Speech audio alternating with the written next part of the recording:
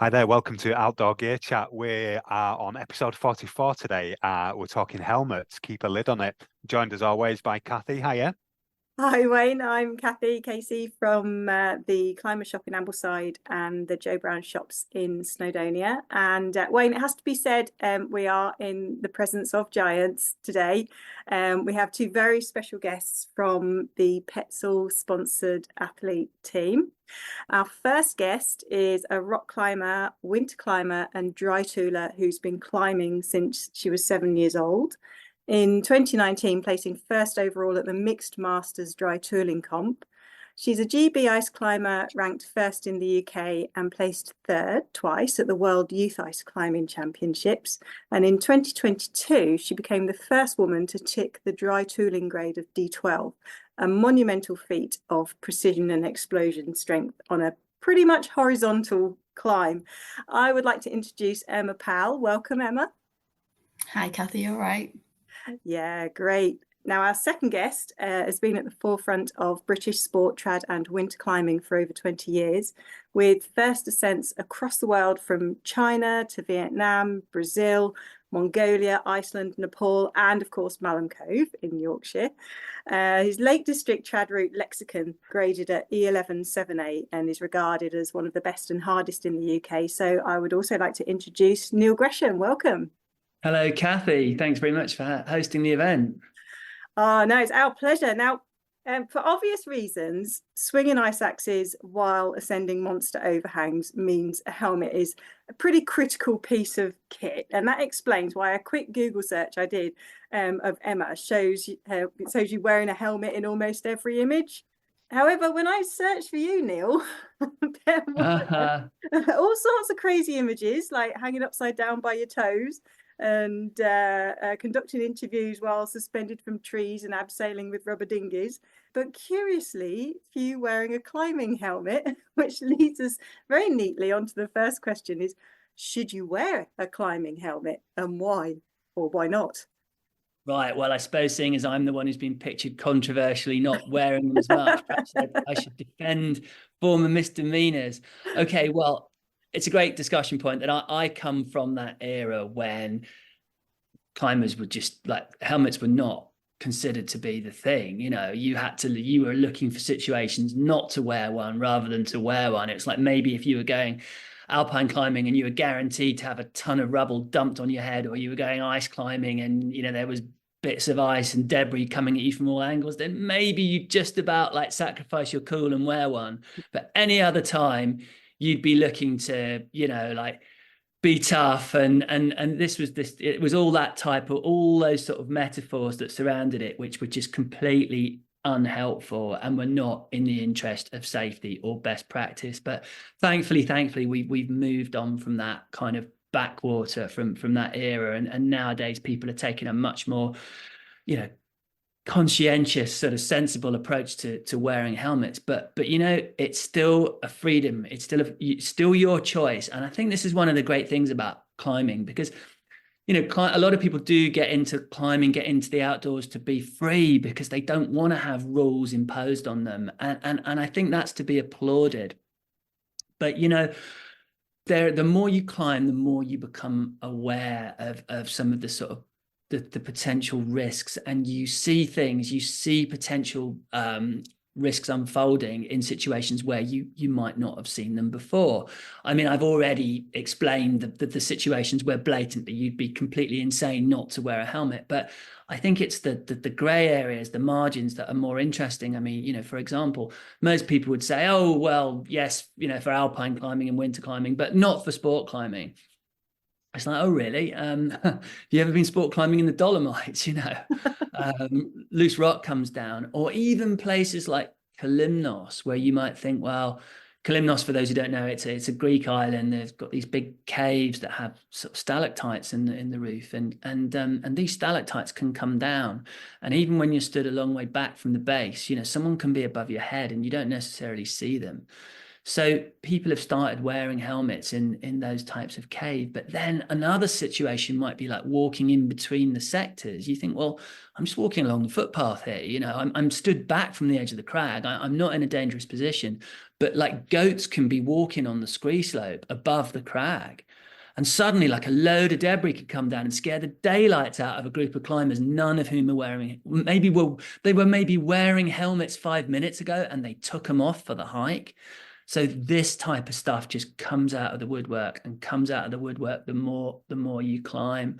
But I mean, the other thing to stress here is that it's all very well someone saying, look, oh, you know, I don't care too much about my own life. I'm prepared to take risks, even if they're bordering on like foolhardy or reckless. The thing we have to remember is that it's not just your life. It's not just you that you're affecting when you make this choice. I mean, were you to have an accident that involves a strike to the head, it's going to involve a lot of other people, you know, whether you like that or not.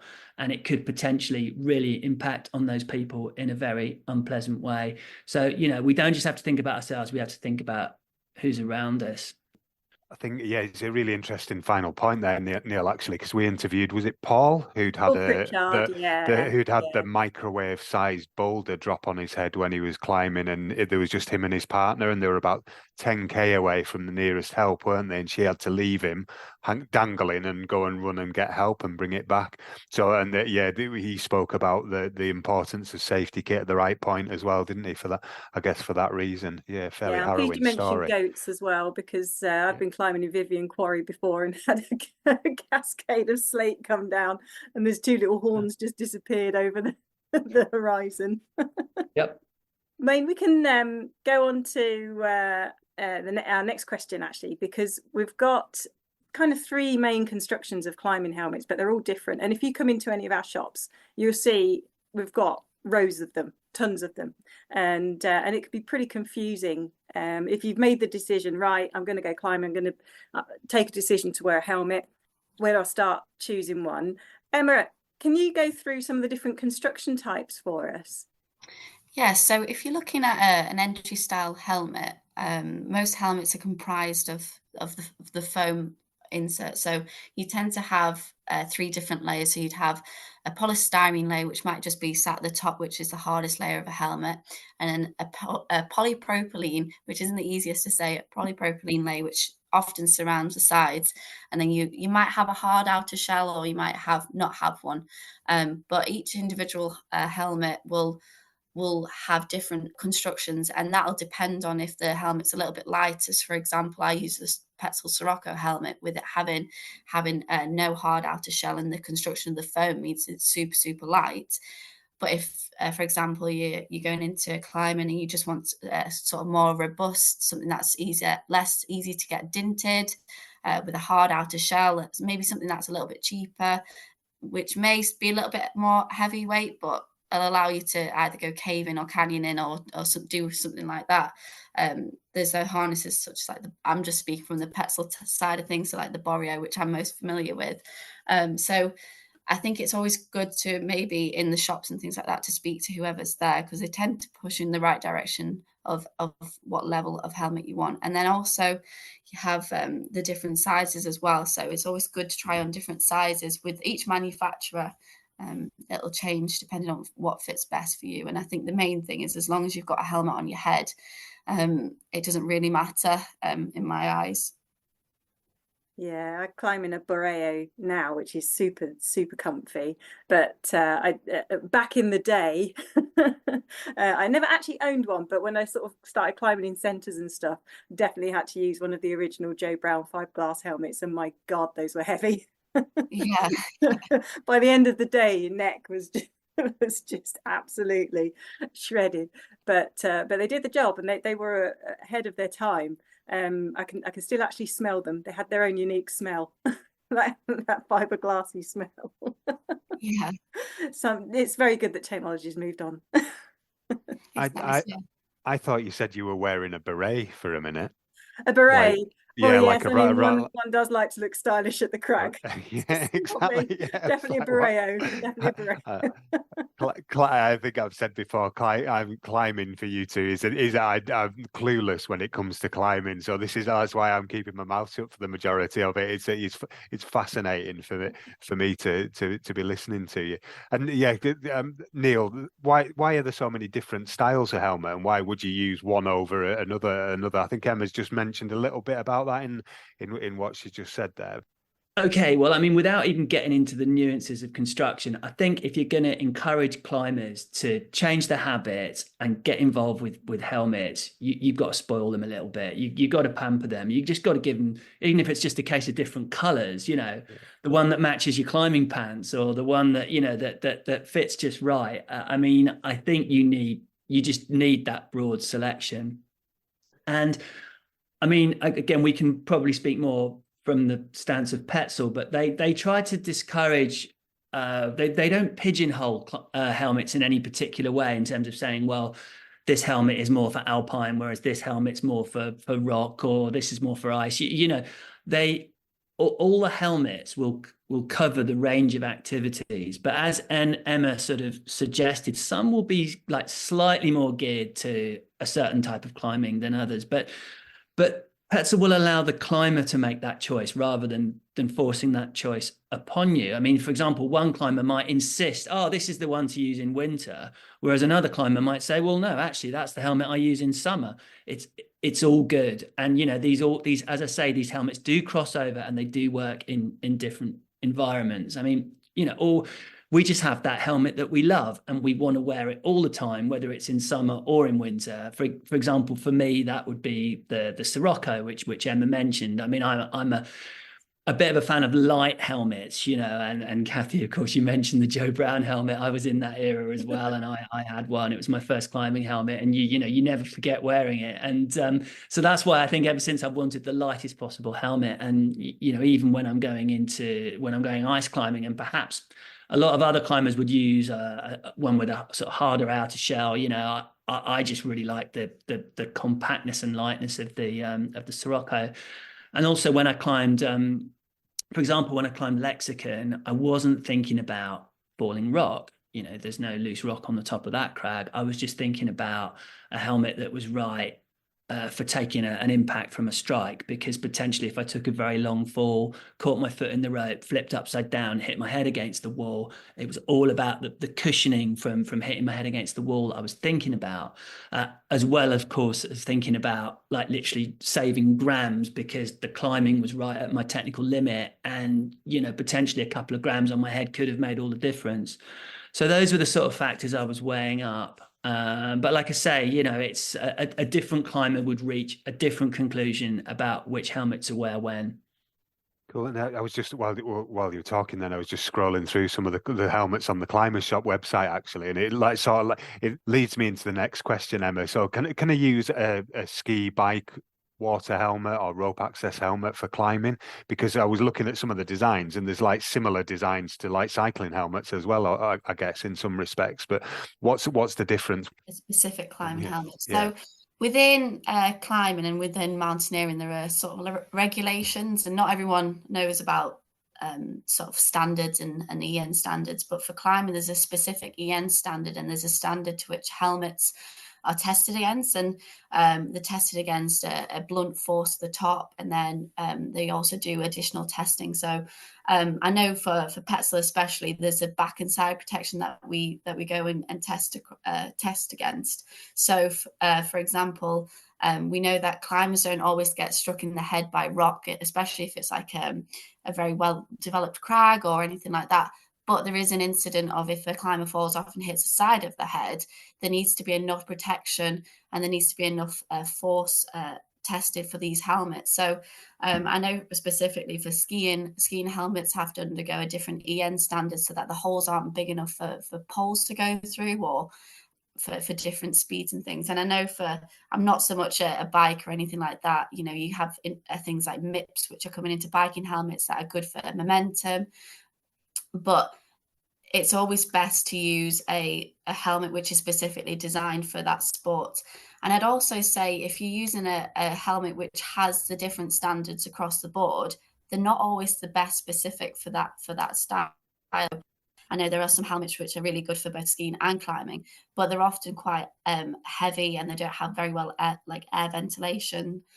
So it wouldn't always be the best idea if you were slogging up the side of a crag somewhere with a big heavy helmet on with no ventilation to go try. So, for example, one of Neil's routes, it wouldn't always be the best idea to do that, but they're always a nice option if you did want to. Yeah, I think Petzl also make a kids helmet, don't they, that's certified for biking and climbing. And as a parent, I can kind of understand when you've got active family, you start shelling out kit for 4 people. I don't think, as children, I think if somebody's head's growing, it's not really a bad idea to get a helmet that does both. And I don't know if you've ever picked one up. They are very different in design, how much foam is in the inside, and it's big pro for families to use them. But I'm not sure most adults would want that sort of weight and that size of helmet on the head if they're trying something really hard on a route. So it's nice that there's the opportunity for children's helmets like that. Yeah, but then little kids are so head heavy anyway, they won't realise. And I think the side impact thing is also really relevant to kids. It's a key feature of Petzl helmets, offering that additional protection which not all helmets offer. Yeah, very definitely. And yeah, you Cathy and Neil, you were both mentioning the very early days of the Joe Brown hats there, the helmets there. Rather. When we used to climb in black and white. Yes. me on my little diffs and Neil on some kind of super high grade, well out of reach. Was that just when hobnail boots had been invented? Was that about? Yeah, Cathy would be hitting me if we were in the same room now, I think. But yeah, talk us through a little bit of the evolution of helmets, I guess, if you can do, if you don't mind, and where where they come from those days.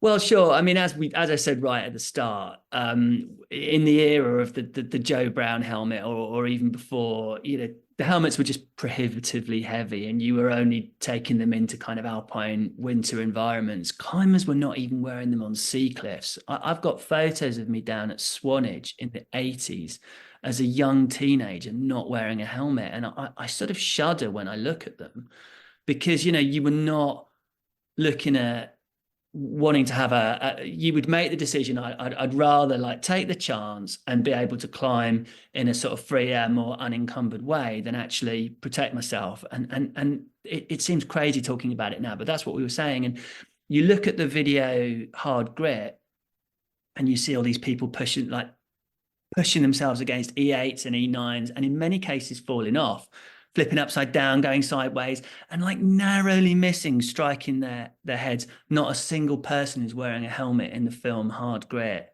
Again, it's it'll make your stomach churn watching it. What were we all doing? It's like one of these things you want to sort of pinch yourself and take a step back and go, how did climbing culture evolve to make that acceptable practice? But, we come back to the fact that the helmets were heavy and pretty bulky and felt not much different to motorcycle helmets. So when did it all change? It all changed around about the turn of the century, when Petzl produced the kind of first ever, sort of lightweight modern foam helmet, which sort of, which was the sort of gateway to the modern era. And this just so happened to be at the time when I was looking at making the second ascent of Meshuggah, which is an E9 on the Gritstone. It's the route that features on the front cover of the video Hard Grit. It was the kind of climax route in the film Hard Grit, and it was the route that was reckoned to be, have the worst landing, the nastiest fall. And a bit of a saga with this. I actually had a go at this route without a helmet in 99, and I fell off it and hit my head and suffered the only, touch wood, sort of injury of my climbing career. I was out of climbing for nearly a year with quite bad vertigo and dizziness. Whenever I moved my head, the whole room would start churning around. it was obviously, you can imagine how that really knocked my confidence. But when those symptoms, at one point I thought those symptoms were never going to go away. But then when they started to subside, I found myself in the situation that a lot of climbers do, having had an accident or an injury. Confidence was down, saying to myself, well, how am I going to get back in here? Like a lot of the time, the standard approach is a climber will just almost start from the beginning again and like work their way up through very, very easy routes. But I hatched a slightly bold sort of shock treatment type plan to just go straight back to the scene of the crime and try and do this climb Meshuggah, the one that I'd fallen off. But as I say, this was just about the time when the Meteor had been launched from Petzl, and I got in touch. Well, I got in touch with the guys from Petzl and said, what's this about this new helmet that's, more like a bike helmet? And they were like, yeah, we'll send you one. Sure enough, I got this Meteor, and I was like, wow, okay. For the first time, this is a helmet I can actually envisage myself climbing technical moves in, without it being cumbersome, without it disrupting my balance. And sure enough, I made the decision to have another go at Meshuggah, wearing the Meteor helmet. Now, I was successful that time, and it's just this circular argument, because the argument beforehand was, don't wear a helmet, it's bulky and cumbersome, it's more likely to make you fall off. Well, what happened the second time was I wore the helmet and I didn't fall off. And I wonder if that's because I actually felt more secure and more confident. Even though I was doing a pretty dangerous route, I felt that my head was protected. Maybe that enabled me to actually like not worry as much about that, concentrate more on the hard climbing and deliver the route in safe, efficient style. But I think that route was the real turning point, because a lot of people, it was a very highly publicized, prolific route at the time. It was the route to do. It got a lot of press. And there was me suddenly, on the cover of magazines, like full page pictures on Gritstone wearing a helmet. And rather than people just kind of laugh or like sort of poking fun at me, people were going, yeah, okay, I see the sense in that. That makes good sense. And then sure enough, this guy, Neil Bentley, he went on and pushed things a grade harder and did the first E10 on Gritstone wearing the Meteor helmet, and there was this kind of copycat effect. And suddenly top climbers felt like empowered to make that choice and wear a helmet. And of course, what the athletes wear, the climbing public will be influenced by. And then things just changed, and we started seeing people putting on helmets all the time, possibly even putting on helmets in situations where they didn't even necessarily need them, but they just felt okay to wear them. And then the whole culture changed. And as the culture changed, of course, the helmets evolved even more. And when I look back to that first Meteor from 2000, I look at it now, and it almost seems like a motorcycle helmet compared to the modern Meteor. It's gone through countless stages of evolution. It's now considerably lighter and more compact than it was. But nonetheless, it was that helmet that seemed to just trigger this transition. Do you think? Sorry, yeah. Yeah, just ask quickly, Neil. I guess there's a bit about coolness within there, if you forgive the phrase as well, and that acceptability, and whether it was uncool to wear a helmet, and then suddenly obviously you and and others as well sort of would demonstrating that it was it was acceptable. Is it, I'm reluctant to use the term fashionable, but other sports went through that as well, didn't they? It wasn't fashionable to wear safety kit. Yeah, I guess cycling. That's right. Yeah, absolutely. And we can't quite believe we're saying this. How can fashion, how can sort of alleged cool come into? It's not very cool to kill yourself. It's exactly. How can that ever have been the case? But it was, but thankfully it's not the case anymore. And any new climbers who are just getting maybe they started off at a climbing gym, where of course. No one's wearing helmets indoors, but you're looking at stepping out into the outdoors and you're thinking, well, what's the done thing here? Well, take it from me, the done thing is to wear a helmet. And, no one's ever going to raise their eyes at you for wearing a helmet. Were anyone to do so, quite frankly, they'd just be a bit of an idiot. But, you can really, really now we have this fantastically inclusive space where climber can make their choice, wear a helmet, feel totally fine about that, you know, or equally not wear the helmet. But in fact, I think if you were on a sea cliff nowadays, like a British sea cliff, you'd be much more likely to have people raising their eyes at you for not wearing a helmet than for wearing one. Yeah, cool. That's it. That's amazing. Thank you. I really like that insight into it all as well, the history of it. And yeah, Emma, looking at, I think again you mentioned something along these lines before, and I guess we're talking about there's the kids versus adult helmet as well, though, isn't there? But are there different sizes of climbing helmet? Yeah, so for helmets especially, you want to make sure that the fit's pretty snug and fits quite nicely. So with helmet sizes, there's often like small to medium to large ranges, and then within different styles of helmets. So Neil's mentioned quite a lot the Meteor versus, say, the Boreo, the Sirocco. The slight netting sort of cradle inside might fit slightly different. So that's always a good thing to maybe try on. And then something that always seems to maybe get missed out is that so there are women specific or people who have ponytails helmets, which is really, really nice if you've got longer hair, or say you're wearing a ponytail for it to fit better. So all the Meteora and the Borea helmets, they have slightly different sizing based on the back Amiga clip. So that's really, really cool.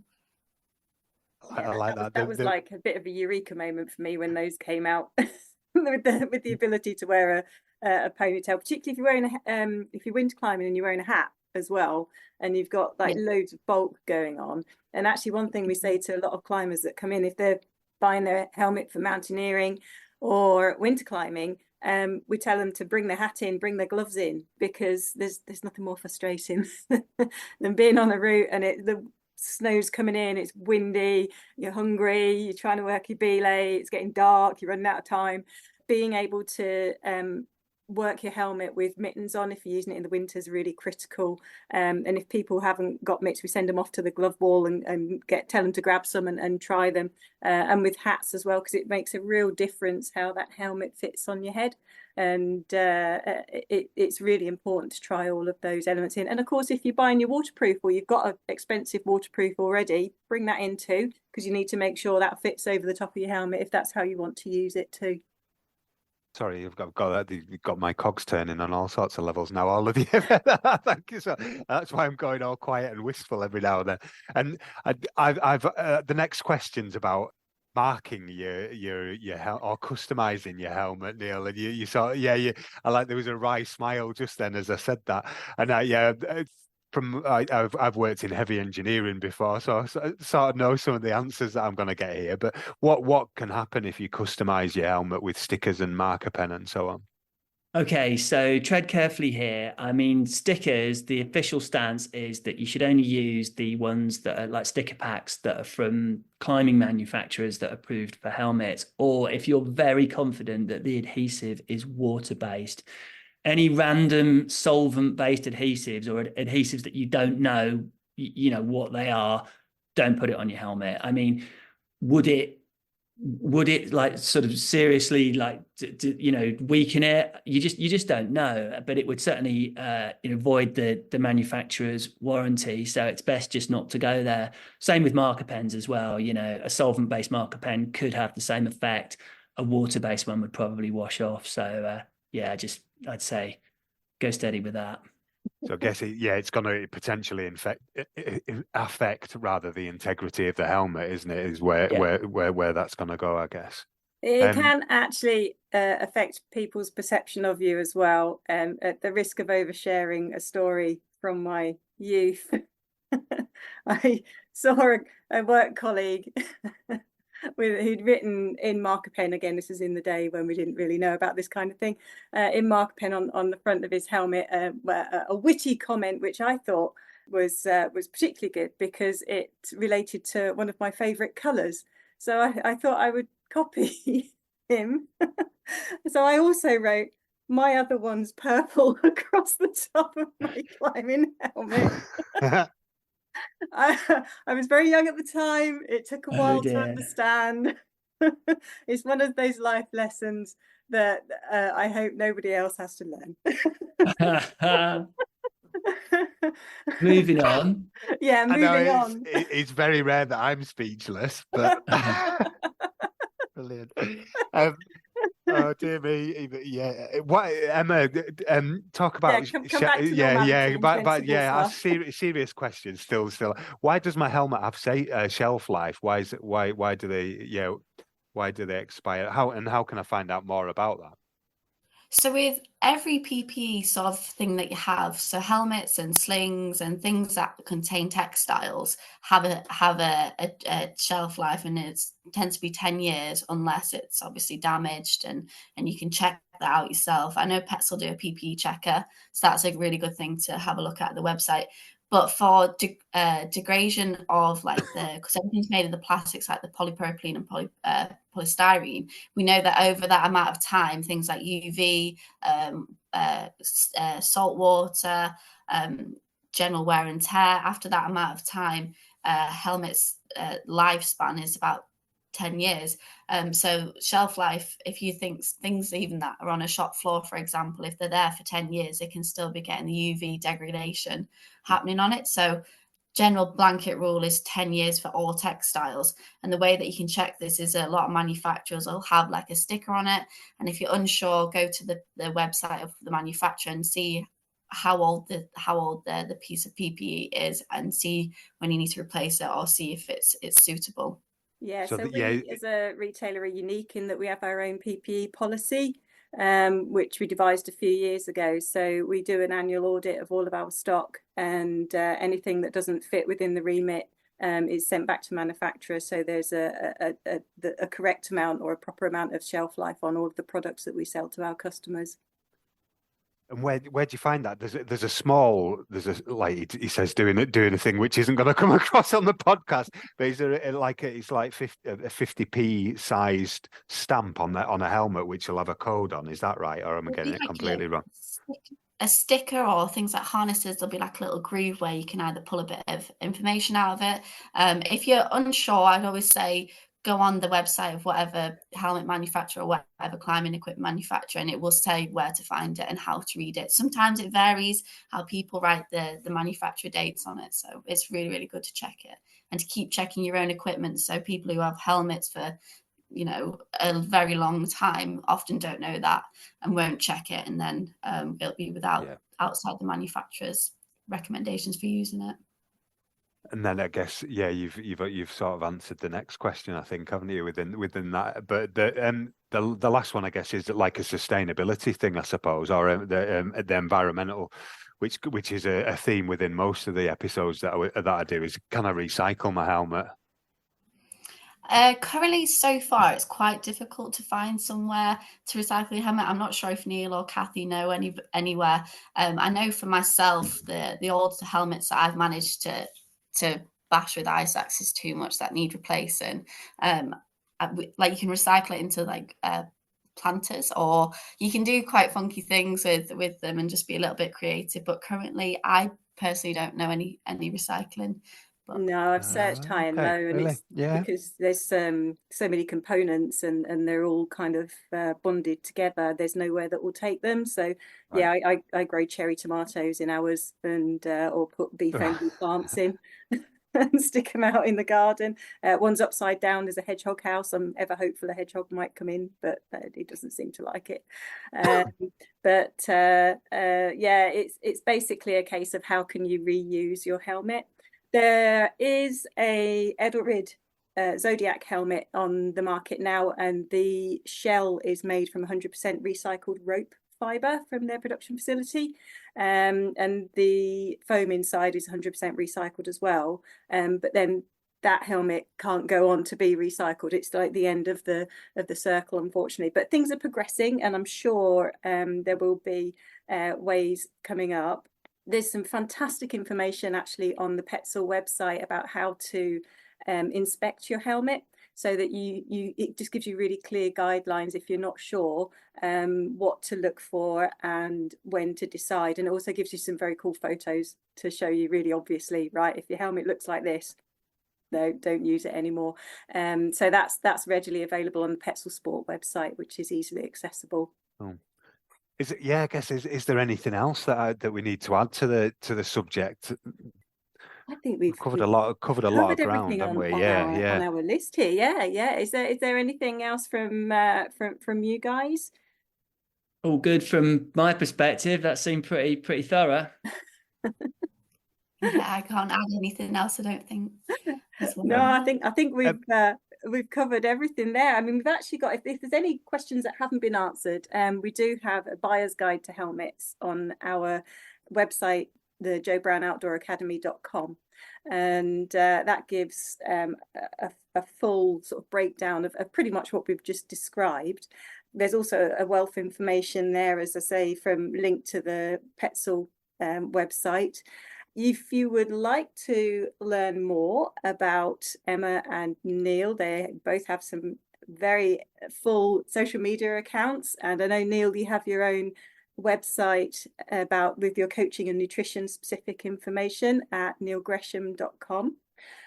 We also have the vast range of Petzl Sport products available on our online shop at www.climbers-shop.com. And for any further information, there'll be links in the show notes as well. But I'd just like to say a very, very big thank you to Petzl, who have provided this space with Neil and Emma. It's been absolutely fantastic and fascinating to speak with you both. Thank you very much. Yeah, it really has. Thank you both. Thank you for having me. Thanks for having us, and to all of you for listening. Happy climbing, and above all, safe climbing. Awesome. Cheers. And that was episode 44, Helmets, Keep a Lid on It.